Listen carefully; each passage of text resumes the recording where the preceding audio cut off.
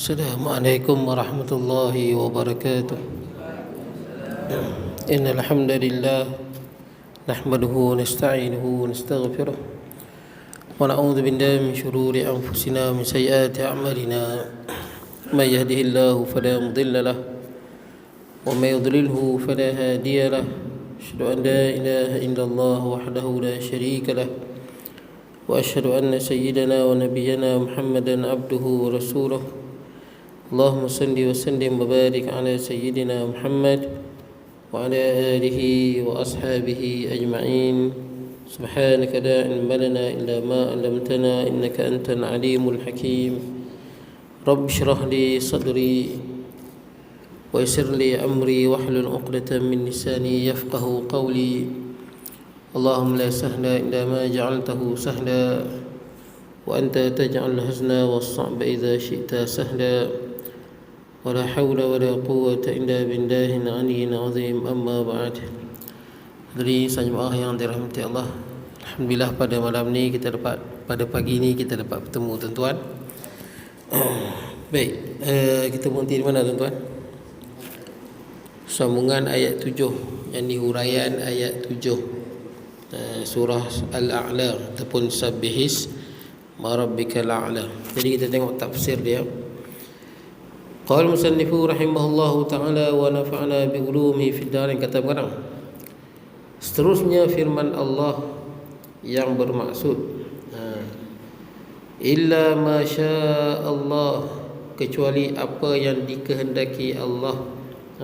Yang mana kita dah ada sambungan ayat sebelum ni. Firman Allah, sanuqri'uka fala tansa, kami akan jadikan engkau wahai Muhammad pandai membaca. Ini pandai baca Quran, fala tansa, dan selama-lamanya tidak akan lupa. Kemudian dia ada sambung di sini, ada istisna, illa masya Allah, kecuali apa yang dikehendaki oleh Allah. Jadi maknanya Rasulullah juga lupa, apa yang Allah Ta'ala kehendaki Rasulullah lupa. Baik. Jadi tuan-tuan, apa makna dia? Bermaksud sesungguhnya kamu akan menghafal Al-Quran yang diturunkan kepadamu, dan kamu sekali-kali tidak akan melupainya, melainkan apa yang telah Allah kehendaki supaya kamu melupainya. Jadi Allah Ta'ala kehendak lupa. Kita pun baru ni khutbah Jumaat, kalau tuan-tuan dengar imam baca berkenaan dengan Quran, betul tak? Quran, bagaimana pemeliharaan dia, siapa yang tulis Quran pada zaman Sayyidina Osman, zaman Rasulullah, zaman Sayyidina Abu Bakar, zaman Sayyidina Osman. Kemudian Quran yang ada hari ni, resam siapa, tulisan siapa, dia disebutkan khutbah Jumaat baru ni lah, Perak punya. Baik. Jadi tuan-tuan, sekiranya Allah ingin menjadikan kamu lupa sesuatu, nescaya dia akan melakukannya. Baik. Ada pendapat menyebutkan bahawa yang dimaksudkan dengan pengecualian istisna di sini ialah berkaitan ayat-ayat yang dinasahkan. Makna dia ayat tu bila Allah Ta'ala nasakh, Allah Ta'ala jadikan Rasulullah lupa. Dan saya dah sebut kat tuan-tuan sebelum ni, yang mana ada dua orang sahabat yang menghafal berapa ayat kan. Jadi mereka duk baca, sembahyang malam bangun baca, sembahyang malam bangun baca. Satu malam mereka bangun nak sembahyang tahajud, tak ingat, hilang terus ayat tu. Bila hilang terus jumpa kepada Nabi, bertemu dengan Rasulullah sallallahu alaihi wasallam dan tanya, dua orang sahabat ni tanya. Kata Rasulullah sallallahu alaihi wasallam, itu ayat yang telah dinasahkan. Bukan sekadar Rasulullah lupa, sahabat juga lupa. Cuma ada dikatakanlah ada satu ayat yang mana telah dinasahkan. Asalnya ada, iaitu apa? Asy-syaikhatu wasy-syaikhah idza zanaya fajliduhuma, apabila pezina laki dan pezina, asy-syaikhatu wasy-syaikhatu idza zanaya farjamhuma, apabila orang yang dah kahwin, perempuan atau lelaki, kalau dia berzina, rejamlah dia dengan batu. Katanya dulu ada dalam Quran, kemudian telah dinasahkan. Nasah apa? Nasah bacaan dia, tapi hukum masih ada. Siapa yang dah kahwin, dia berzina, maka direjam sampai mati. Baik. Kemudian tuan-tuan, dalam ayat Quran sebut jelas tuan-tuan, cuma ada golongan dalam Islam yang menolak nasah mansuh ni, satu golongan iaitu golongan Mu'tazilah. Itu pun bukan semua, sebahagian saja. Dia kata tidak ada nasakh, mana boleh nasakh ayat Quran. Jadi jawapan ni tuan-tuan, kita tengok mudah ya tuan-tuan. Taurat daripada Allah, tapi bila datang Injil menasahkan Taurat. Sebab tu bila kita baca Quran, wa musaddiqan lima baina yadayya minat Taurah wa liuhilla lakum ba'da alladhi hurrima alaikum. Nampak? Jadi dalam Taurat ada perkara yang diharamkan, kemudian datang Injil dia halalkan. Kita ambil contoh mudah lah tuan-tuan. Dulu orang Yahudi dia tak boleh tangkap ikan hari Sabtu, betul tak? Tak boleh tangkap. Bila ada yang cuba menipu Allah, kata Allah, kunu khiradatan khasiin, jadilah kera-kera yang hina. Tapi tuan-tuan, asalnya tak boleh dia apa. Tapi sekarang ni kita boleh dah tangkap ikan hari Sabtu tuan-tuan. Nampak tak ada hukum tu. Hukum tu zaman dulu tuan-tuan. Kemudian wa 'alal ladzina hadu harramna kulli dhufur. Bagi orang Yahudi ni dulu tak boleh makan binatang yang ada kuku. Kambing ke yang ada kuku tak boleh makan. Ayam ke yang ada kuku dia pun tak boleh makan. Makan ikan ya, tak boleh makan. Kemudian wa minal baqar wa minal ghanami wal baqari haram alaihim shuhumahuma. Tak boleh makan apa, lemak-lemak binatang, kambing dan lembu. Sekarang ni boleh makan dah tuan-tuan. Cerita hukum dulu tuan-tuan telah dinasahkan. Baik, sama juga bila datang Taurat, datang Quran muhaiminan alaih. Quran menasahkan hukum-hukum yang dah lepas.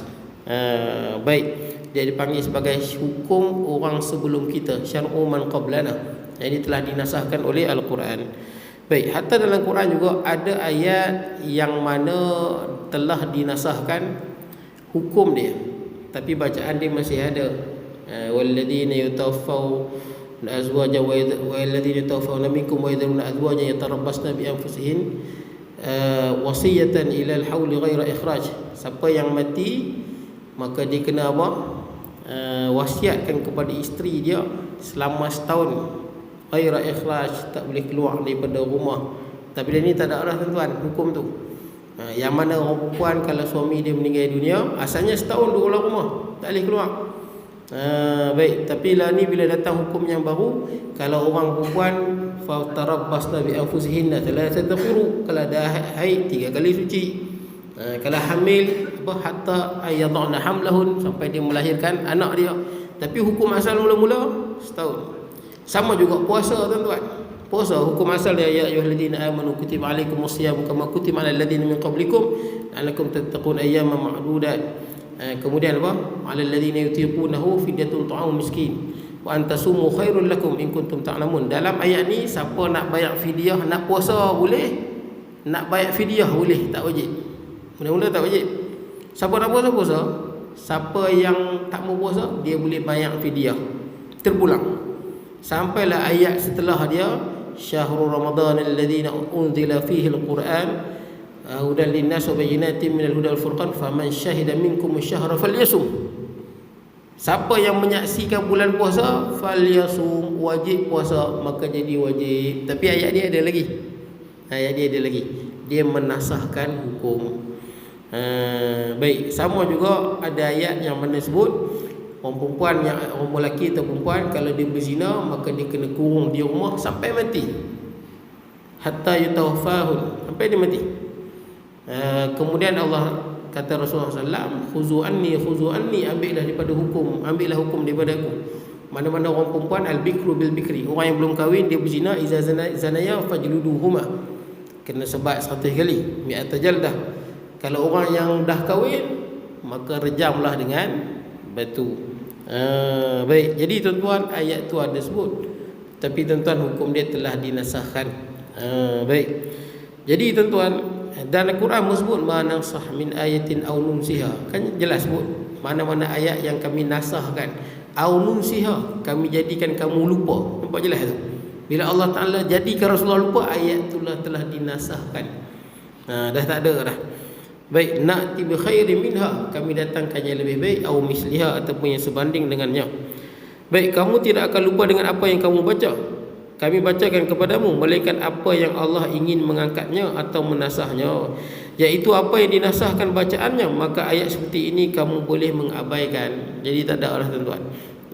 Baik, kemudian Makna yang pertama adalah yang lebih tepat. Imam Qatadah menyebutkan Rasulullah tidak lupa sesuatu pun melainkan apa yang Allah inginkan. Jadi apa yang Allah Ta'ala inginkan, itulah yang Rasulullah lupa. Lupa dengan kehendak Allah Azza wa Jalla. Baik.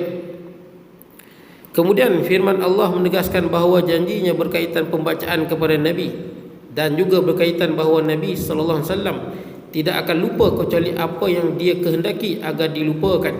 Jadi Allah nak lupa tuan-tuan.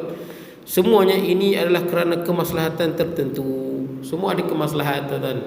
Ada kebaikan di sebaliknya, yang mana hukum yang Allah nasahkan. Jadi hukum ni tuan-tuan tak sama daripada satu umat kepada umat yang lain. Sesuai dengan umat masing-masing, tuan-tuan.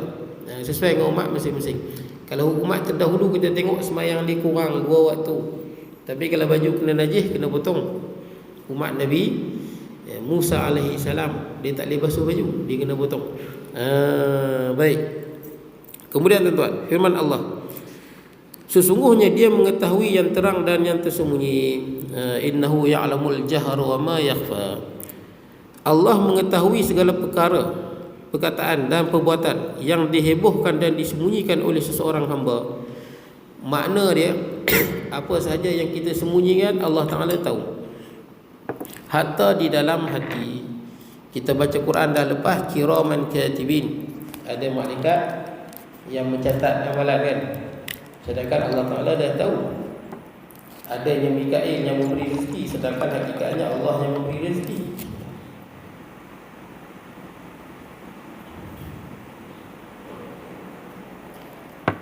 Jadi tuan-tuan, Allah Ta'ala tahunya Allah ni sampai ke hati, tuan-tuan. Ada pun malaikat, tuan-tuan, dia hanya tengok zahir. Sebab tu ada sebahagian amalan yang malaikat bawa sampai di hadapan Allah, Allah Ta'ala suruh campak balik pada orang yang buat ibadah tu. Malaikat tak tahu hati, tuan-tuan. Malaikat tak tahu. Yang tahu hati ni hanya Allah Azza wa Jalla. Yang sembunyi ataupun yang kita zahirkan, Allah Ta'ala tahu semua. Sebab tu kalau Allah Ta'ala buka hijab kita, apa yang berlaku esok, lusa akan datang, kita boleh nampak. Kalau Allah Ta'ala buka hijab, seperti mana Allah Ta'ala buka hijab ataupun Allah wahyukan kepada malaikat dan pada Nabi Khadir kan. Benda tu tak berlaku lagi, tapi dia tahu nanti ada orang apa, raja nak rempas kapal ni, budak ni nanti jadi jahat, bawah ni ada harta anak yatim. Allah Ta'ala singkap hijab, tuan-tuan. Baik. Jadi tuan-tuan, kalau Allah Ta'ala buka hijab, semua benda yang Allah Ta'ala zahirkan, Nabi tahu. Baik tuan-tuan. Kemudian, tidak ada rahsia yang tersembunyi darinya. Ini juga tuan-tuan penolakan pada sebahagian golongan yang mengatakan Allah tidak mengetahui secara tafsili. Ada golongan tuan-tuan, dianggap Allah Ta'ala hanya tahu secara ijmali. Contohnya, banyak mana pasyak di pantai, Allah tak tahu. Allah Ta'ala hanya tahu pasyak tu banyak, macam tu. Ada golongan yang dipikir lagu tu. Jadi Allah Ta'ala tahu pasyak banyak, banyak mana tak tahu. Detail tak tahu, tapi secara ijmali saja. Bintang di langit banyak mana? Ada golongan yang mengatakan, saya terlupa tuan-tuan, sama ada Jahmiyah ataupun Qadariyah, daripada golongan Mu'tazilah. Allah Ta'ala tahu secara umumnya, ijmali je, terlihat. Banyak mana detail tak tahu. Ini fahaman yang sesat, tuan-tuan. Sebab dalam Quran sebut, tuan-tuan, wa indahu mafatihul ghaib, wa indahu mafatihul ghaib. Di sisi Allah ada kunci-kunci perkara ghaib. Wa ma tasqutu min waraqatin illa ya'lamuha. Tidak ada satu daun yang jatuh. Kita kat Malaysia ni hutan tebal, hutan paling tebal di dunia, hutan Amazon. Satu daun jatuh, Allah Ta'ala tahu. Wala habbatin fi dhulumatil ardi. Tidak ada satu biji benih, sama ada di dunia kita ni, di hutan kita ke, ataupun di hutan seluruh dunia ke, Allah Ta'ala tahu.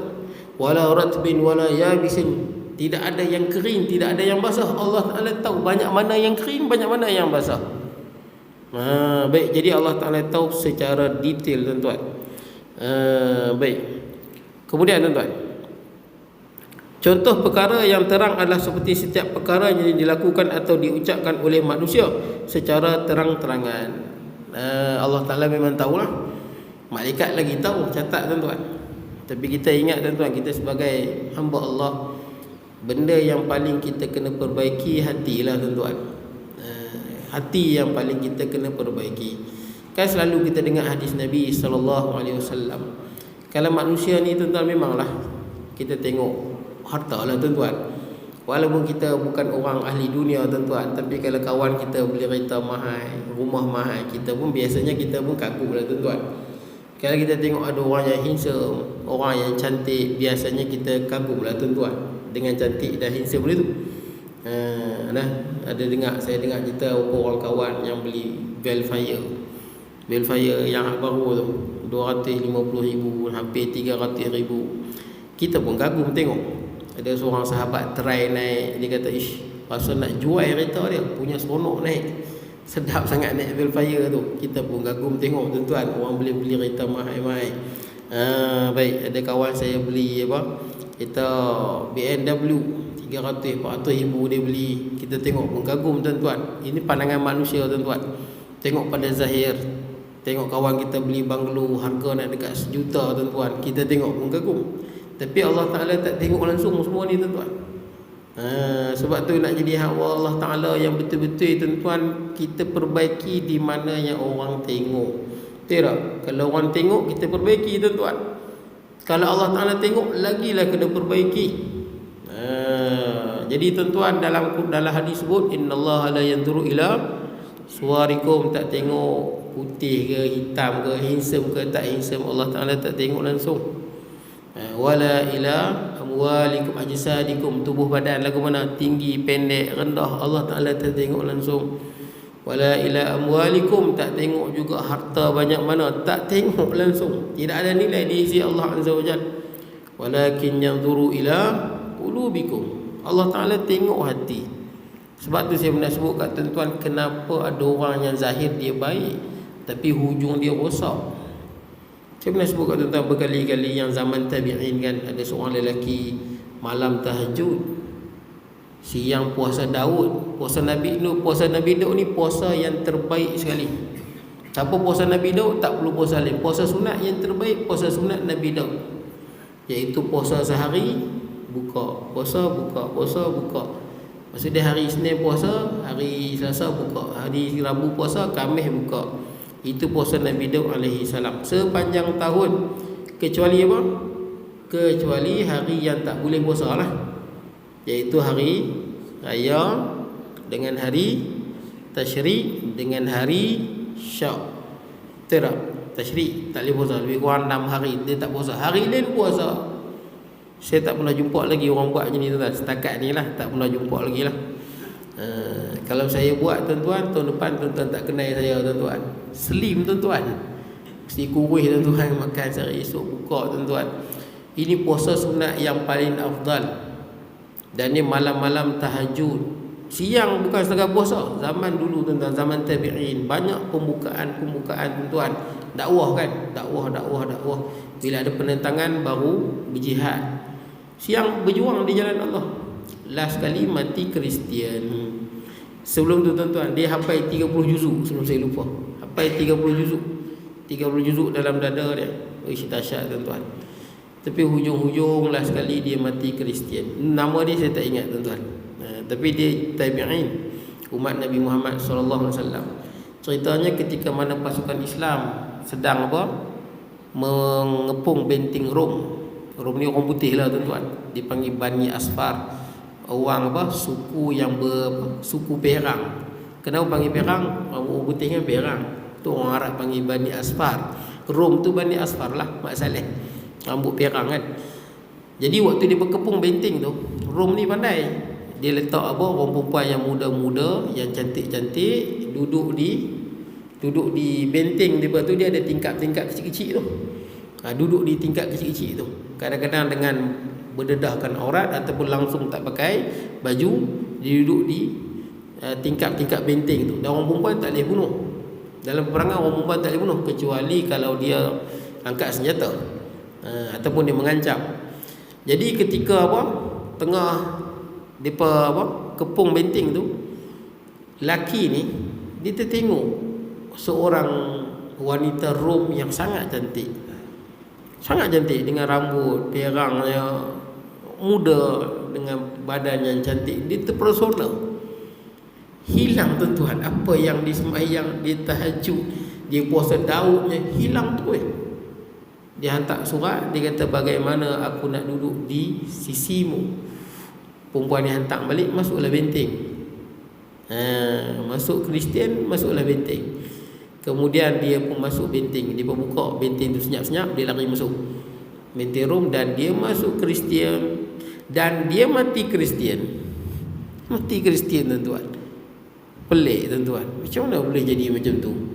Sama juga tuan-tuan Barsisa. Tuan-tuan lagi tahu Barsisa, betul tak? Cerita yang masyhur, yang mana kena tipu dengan iblis. Iblis tipu dia senang Dia semayang Barsisa 3 hari tak makan tak minum. 3 hari tak makan tak minum semayang. Hebat Barsisa ni. Iblis semayang tepi dia, lebih pada dia lagi. Iblis semayang lebih pada dia, kuat lagi. Terkejut Barsisa Kemudian dia tanya, apa sih, macam mana boleh kuat ibadah ni? Kata iblis, hang kena buat dosa dulu. Bila buat dosa barulah hang insaf, lagi kuat ibadah. Dia tipu macam tu tuan-tuan. Barsisa ni percaya. Dia bagi pilihan kan. Dia kata pertama bunuh orang. Barsisa kata mana boleh bunuh orang. Yang kedua berzina, tak boleh berzina. Yang ketiga minum arak. Minum arak tak apalah sikit. Minum arak, mabuk, dia berzina, dia malu, dia bunuh perempuan tu. Last sekali nak kena potong kepala. Iblis mai nak selamat, mengaku aku Tuhan. Macam mana nak ngaku? Dia kena tambat dah ni. Orang lain tak nampak, dia nampak. Kedipan mata. Kedipan mata sebagai tanda aku Tuhan. Cerita makruf kan, ulama selalu sebut. Buka kitab tasawuf mana-mana ada cerita Barsisa. Pasal apa jadi lagu tu? Tuan-tuan, sebab hak dalam orang tak tahu. Hak dalam hanya Allah yang tahu. Ini kata wa ma yakhfa ni. Hak dalam ni. Tu yang pernah tuan-tuan mendengar hadis, ada 3 golongan. Orang sembah berhala tak masuk neraka, depa masuk dulu. 3 golongan kan? 3 golongan yang awal masuk neraka sebelum orang lain. 3 golongan. Orang sembah berhala tak masuk lagi. Yang pertama orang apa? Mati syahid kan. Bila tanya, Allah Ta'ala tanya, apa yang kau perbuat? Aku berjuang di jalanmu ya Allah, untuk menegakkan agamamu kerana-Mu. Kata Allah, kau dusta. Kau berjuang supaya dikatakan berani. Dah dapat dah. Kat dunia dulu dapat. Lempar masuk neraka. Yang kedua, orang yang apa? Ahli ibadah, pandai baca Quran. Termasuk juga dalam ni ustaz-ustaz, ulama-ulama termasuk. Itu orang yang pandai baca Quran, orang yang pandai mengajar, orang yang pandai menyampaikan ilmu. Bila Allah Ta'ala tanya apa yang kau perbuat, dalam hadis sebut qurra, orang yang pandai baca Quran, hebat pada baca Quran. Kata orang ni, aku baca Quran siang dan malam, ataupun mengajak siang dan malam. Kerana-Mu ya Allah, kata Allah, kau dusta. Kau baca Quran siang dan malam ataupun mengajak siang dan malam, supaya dikatakan hebat baca. Hebat dia mengajak, hebat. Dia bukan kerana Allah, dia kerana lain. Masuk neraka. Yang ketiga pula, siapa dia? Buat sedekah. Bila Allah Ta'ala tanya buat apa? Sedekah kerana-Mu ya Allah siang dan malam, dusta. Kau sedekah kerana kau supaya ni malaikat pun tak tahu ni. Hanya Allah yang tahu. Supaya dikatakan dermawan, dah dapat. Dia memang macam tu tuan-tuan. Apa yang kita nak, Allah Ta'ala bagi kat dunia. Man samma'a samma Allahu bih. Siapa yang beramal ni supaya orang sebut-sebut amalan dia, ya Allah Ta'ala bagi kat dunia. Siapa yang beramal yura'illahu bih. Siapa yang beramal ni supaya orang tengok dia, pandang dia, melihat dia, ya Allah Ta'ala beri. Hatta orang yang ikhlas pun Allah Ta'ala beri sebagai apa? Gembira baginya, khabar gembira. Kalau orang yang tak ikhlas pun Allah Ta'ala bagi. Tapi dekat tu jelah. Baik. Jadi tuan-tuan, Allah Ta'ala tahu yang tersembunyi. Sebab tu tuan-tuan, hujungnya rosak apabila dalam dia ada masalah. Sebab tu bila kita baca hadis yang masyhur, hadis yang apa, ada orang yang apa, yang telah dicatatkan, betul tak? Waktu dalam perut ibu tu, salah satunya kan tulis apa, rezeki kan, rezeki amalan dia, kemudian apa, umur dia, kemudian ditulis syaqiyun aw sa'idun, ahli syurga ahli neraka. Kemudian Rasulullah kata, siapa yang beramal apa, baik, sangat baik, sampai dia dengan syurga ni melingkar sehasta, mati masuk syurga, tapi dah tulis masuk neraka. Dia mesti hujung-hujung dia nak mati tu, dia mesti buat dosa, dia masuk neraka. Siapa yang buat dosa banyak, dosa cukup banyak, tapi tuan-tuan dah tulis dah, betul tak? Dalam perut mak waktu 4 bulan tu, dia ni sa'idun, ahli syurga. Hujung-hujung dia nak mati, dia buat baik, masuk syurga. Dalam satu hadis dia ada tambah sikit, fima yabdu. Ini huraiannya. Apa makna fima yabdu? Orang yang zahirnya, zahir kita tengok ahli ibadah, betul tak? Zahir ahli ibadah bagus, zahir, batin tak tahu. Tu makna hadis tu. Dalam orang tak tahu. Seperti mana iblis sesat kerana ada takbur dalam hati dia. Dalam, tuan-tuan. Sebab tu kena perbaiki hak dalam, tuan-tuan. Takut ahli ibadah, amilatun nasibah tasla naran hamiyah. Takut amilah, kuat ibadah, nasibah, penat lelah, tasla naran hamiyah, tapi masuk neraka. Tapi masuk neraka. Baik, tuan-tuan. Sama juga yang jahat tu, zahir jahat, tapi rupanya dalam hati dia ada kebaikan. Jelas hujung-hujung dia Allah Ta'ala beri hidayah pada dia. Sebab tu penting, tuan-tuan, hati ni sangat penting kita perbaiki hati kita. Baik, tuan-tuan. Kemudian dan yang tersembunyi, segala apa yang disembunyikan dan hanya dia yang mengetahuinya, iaitu perkara yang tiada siapa selain daripadanya mengetahui melainkan Allah. Siapa pun tak tahu, tuan-tuan, kecuali Allah. Kecuali Allah menjanjikan bahawa dia akan membacakan kepadamu, wahai Muhammad, dan akan menjadikan kamu seorang hafiz. Sebenarnya adalah Tuhan yang maha mengetahui, lagi maha mengetahui perkara yang terang dan yang tersembunyi. Ada satu kisah, tuan-tuan, athar Nabi Musa alaihi salam pernah minta pada Allah, ya Allah, bagaimana keadilanmu? Nak memahami keadilan Allah bagaimana. Kata Allah Azza wa Jalla, kau takkan sabar kepadanya. Takkan sabar. Nak cerita tentang benda yang berlaku kat dunia ni, kadang-kadang kita nampak macam tak adil. Kadang-kadang lah.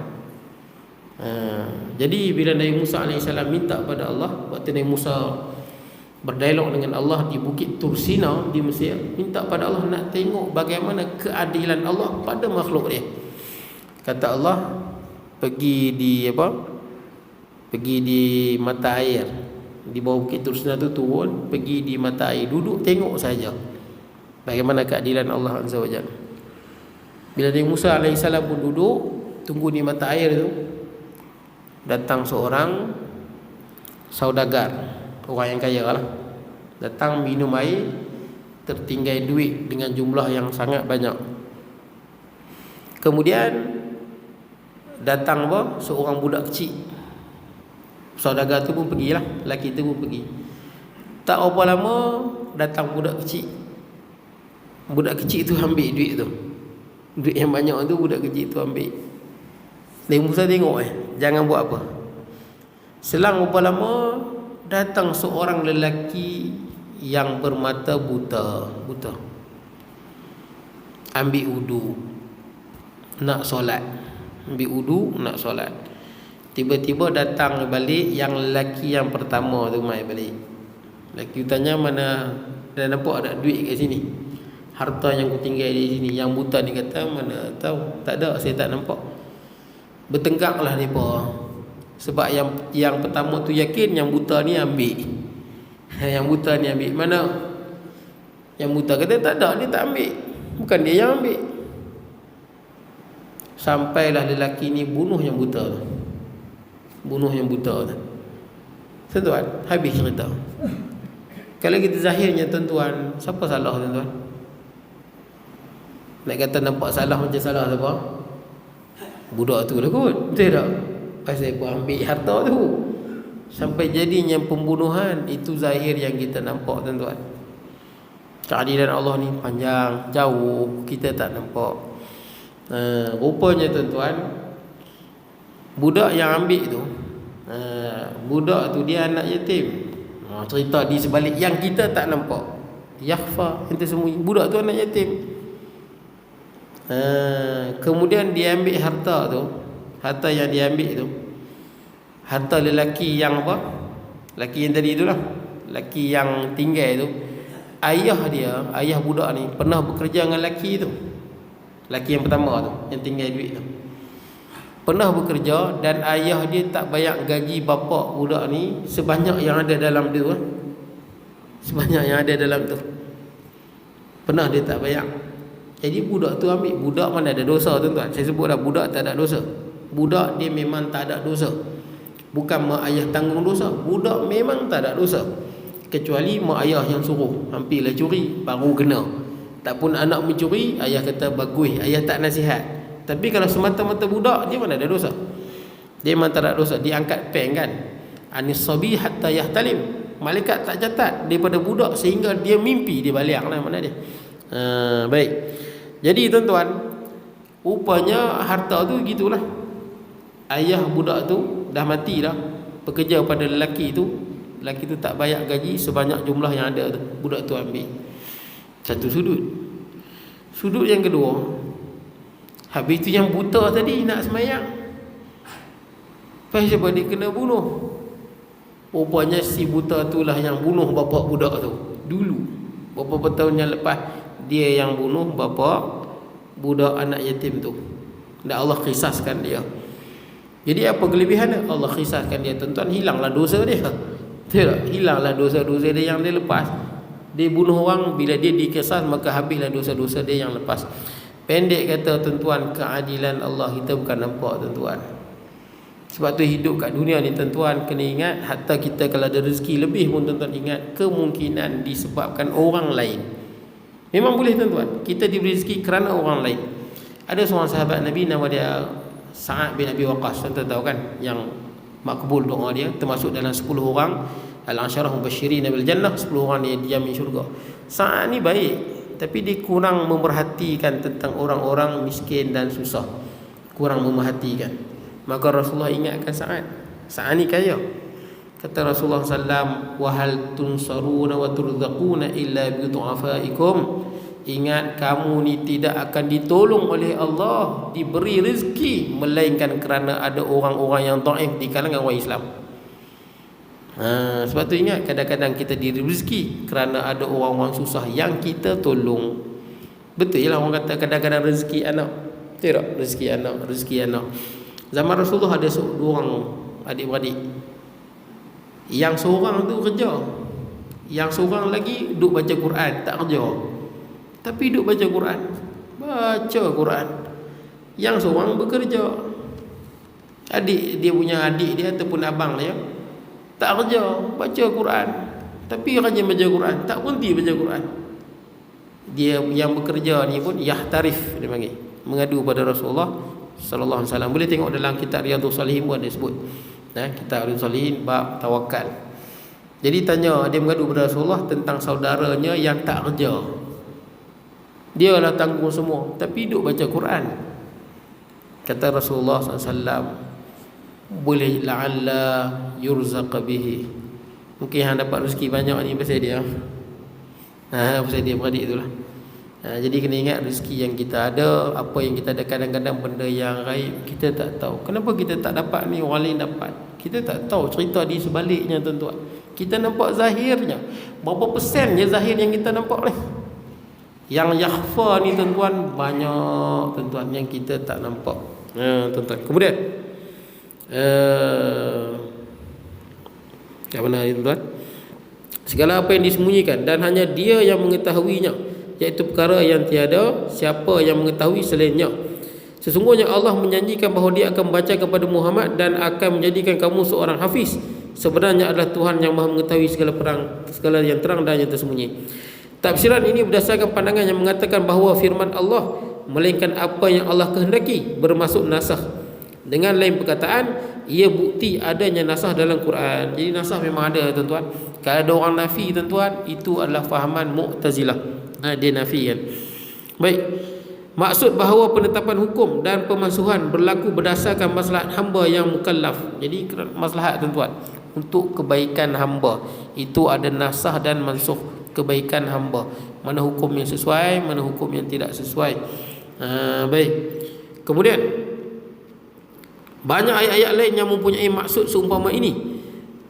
Umpamanya firman Allah yang bermaksud sesungguhnya Dia mengetahui perkara yang kamu ucapkan dengan terang-terang dan yang mengetahui apa yang kamu rahsiakan. Apa yang kamu rahsiakan Allah Ta'ala tahu. Baik. Seterusnya Allah memberikan berita gembira al-bisyarah lain, iaitu Allah akan mempermudahkan kepadamu wahai Muhammad, yakni taufiknya ke arah hukum agama dan syariat yang paling mudah. Jadi syariat Islam itu tuan syariat yang paling mudah, dipanggil samha. Nah, yang mana sebut dalam hadis pun apa? Inna ma bu'istum muyassirin wa lam tub'asu mu'assirin.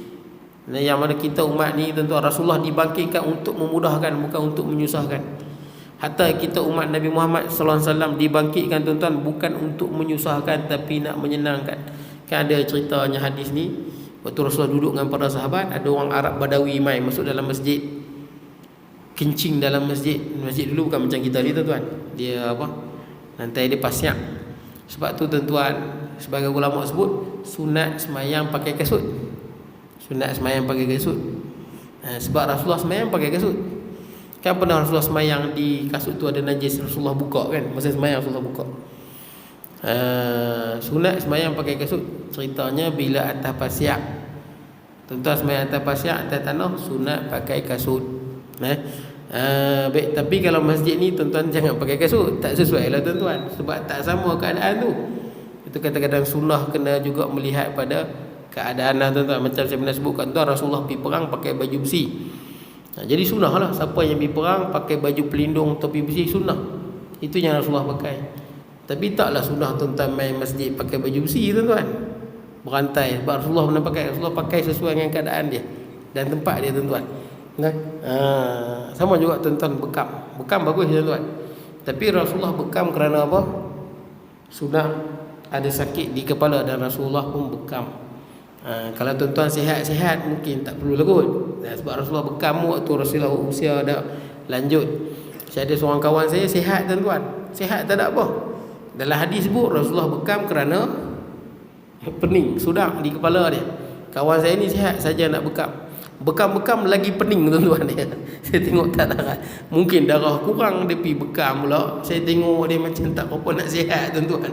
Darah banyak sangat sedun. Orang tu kata sunnah, betul sunnah. Tapi keadaan dia bagaimana tuan-tuan? Kena tengok keadaan lah. Baik tuan-tuan. Kemudian Allah berfirman, dan kami akan berikan kamu taufik kepada jalan yang mudah. Mudah. Sama tuan-tuan, lagi satu. Rasulullah kalau Rasulullah penat, kadang-kadang tidur memang berdengkur. Kadang-kadang pernah Aisyah dengar. Bukan selalu, kadang-kadang Rasulullah penat, Rasulullah berdengkur. Takkanlah bini tuan-tuan kata, bang berdengkur sikit, sunnah Nabi. Itu bukan dia tuan-tuan. Rasulullah penat tuan-tuan. Dia ada cerita di sebaliknya tuan-tuan. Hatta Rasulullah waktu dah usia-usia dah lanjut, Rasulullah kan semayang banyak. Bila nak naik daripada sujud ke atas, Rasulullah bertelekan di tongkat, tekan naik. Tapi adakah sunnah tuan-tuan buh tongkat satu? Taklah, Rasulullah buat ada sebab di sebalik dia. Baik, kemudian jalan yang mudah, iaitu kami permudahkan bagi kamu membuat dan mengatakan kebaikan, dan kami syariatkan kepadamu syariat yang mudah dan anjal. Anjal ni kita panggil murunah. Sebab tu Islam syariat dia mudah tuan-tuan. Tiada keanjalan, mudah kita amalkan. Tak ada benda yang kita kalau tak boleh buat dia tu, semua ada kelonggaran tuan-tuan. Kalau semayang tuan-tuan tak boleh berdiri, boleh duduk. Tak boleh duduk, boleh mengiring kan? Mengiring. Tak boleh mengiring ala jambin, mengiring. Tak boleh mengiring, baring. Isyarat guna kepala. Tak larat juga isyarat guna kepala, mata kan? Tak boleh isyarat guna anak mata.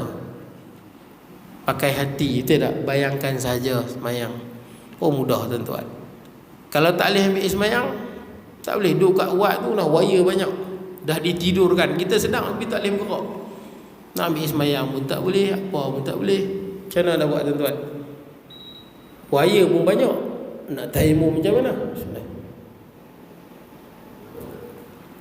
Ada orang tuan-tuan, ada orang bila jadi macam tu dia tak semayang. Ada contoh, dia nak ambil semayang tak boleh.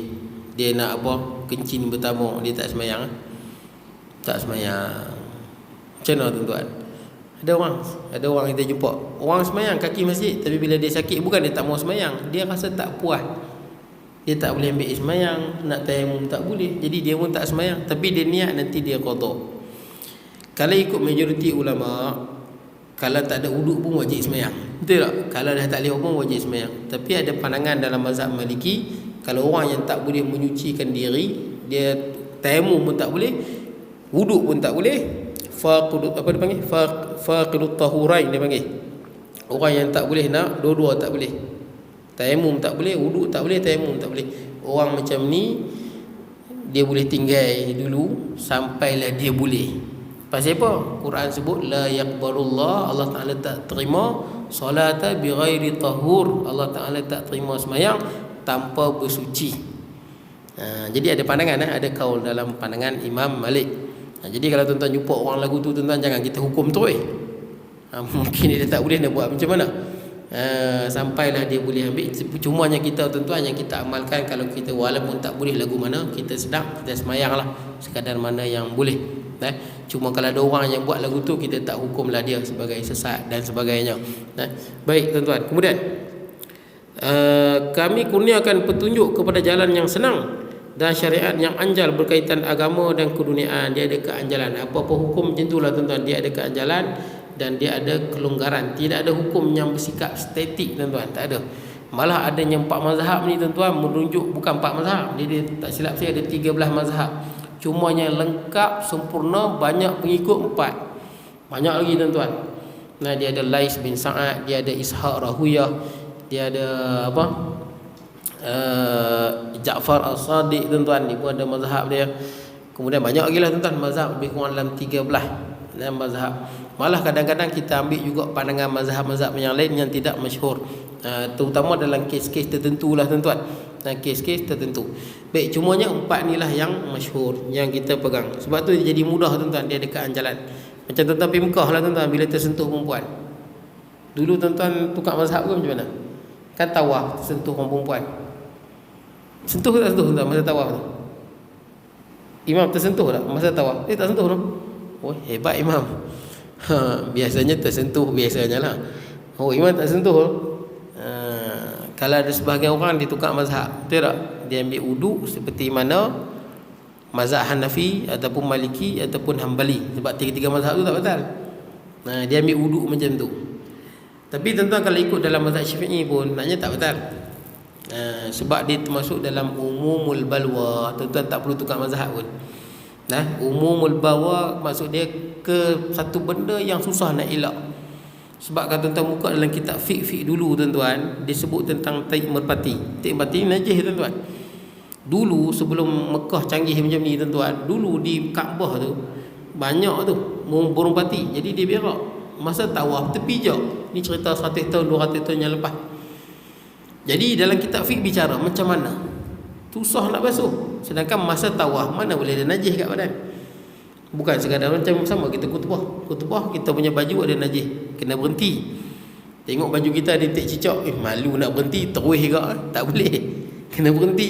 Dia kena kutubah dalam keadaan bersih badan dan zahir dan batin kan, betul tak? Dia tak boleh ada apa, ada kecil ada besar dan pakaian, kena bersih. Jadi tuan-tuan, ulama bincang, nak tawaf susah. Kalau ikut dalam mazhab Syafi'i batal lah. Memanglah batal sebab ada pijak najis. Tapi dalam kitab sebut siapa terpijak taib merpati maka umumul balwa, kesalahan ataupun kesukaran yang payah nak dielakkan dan dia dimaafkan. Termasuk sekarang ni tuan-tuan, tuan-tuan ambil wuduk macam mazhab Syafi'i macam biasa tuan-tuan. Macam biasa tuan-tuan ambil, tuan-tuan dah pergi tawaf apa semua, lainlah. Jangan saja-saja sentuh. Tersentuh maka tak batal wuduk. Boleh lah. Tapi kok nak tukar mazhab, tukarlah tuan-tuan, boleh ya. Tapi ambillah wuduk macam mana mazhab tu. Bukan susah pun, senang aja tuan-tuan. Senang aja.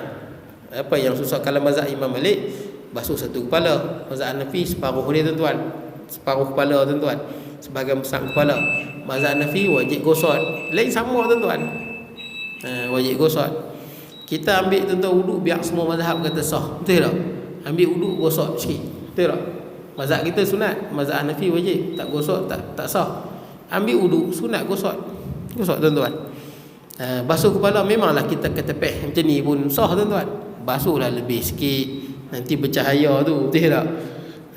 Kita ambil wuduk biar empat-empat mazhab kata sah. Itu je tuan-tuan beza dia. Tapi kalau mazhab Hambali wajib baca bismillah, tak baca tak sah. Bismillah wajib, basuh tangan wajib, kumuk wajib, tak buat tu tak jadi wuduk. Jadi tuan-tuan kena, kita buat semua tuan-tuan, betul tak? Buat semua. Biar semua mazhab sah wuduk kita tu. Okey tuan-tuan, kita dah habis dah tuan. Akan datang kita pergi pada pedoman hidup dan hukum hakam. Pedoman hidup dan hukum hakam. Bismillahirrahmanirrahim. Allahumma ja'al jam'ana hadza jam'an tafarruqan wa ba'di tafarruqan ma'suma la taj'al minna shaqiyyan wa la mahmudan wa la matuda wa sallallahu nabiyina Muhammad wa ala alihi wa sahbihi baraka wa sallam alhamdulillahi rabbil alamin.